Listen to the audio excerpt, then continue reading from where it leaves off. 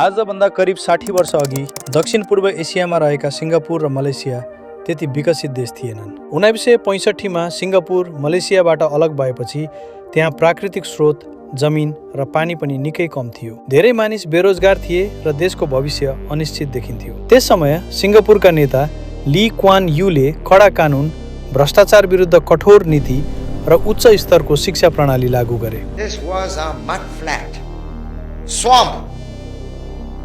Today this is a modern city. विदेशी कम्पनीहरूलाई लगानी गर्न आमन्त्रण गरियो, बन्दरगाह र व्यापारलाई विश्व स्तरमा विकास गरियो। केही दशकभित्रै सिङ्गापुर एसियाको सबैभन्दा धनी र व्यवस्थित आर्थिक केन्द्रमध्ये एक बन्यो। त्यसैगरी मलेसियाले पनि कृषि देशबाट औद्योगिक अर्थतन्त्रतर्फ ठूलो परिवर्तन गर्यो। विशेष गरी महातिर मोहम्मदको नेतृत्वमा उद्योग, प्रविधि र पूर्वाधारमा ठूलो लगानी भयो। आज सिङ्गापुर विश्वकै धनी सहर देशमध्ये एक हो भने मलेसिया पनि एसियाको बलियो अर्थतन्त्र भएको देश बनेको छ। यहाँबाट एउटा कुरा स्पष्ट के बुझ्न सकिन्छ भने यदि कुनै देशमा सही नेतृत्व, कडा र इमानदार नीति, गुणस्तरीय शिक्षा र विकासको स्पष्ट योजना हुन्छ भने त्यो देश पनि गरिब अवस्थाबाट उठेर समृद्ध बन्न सक्छ।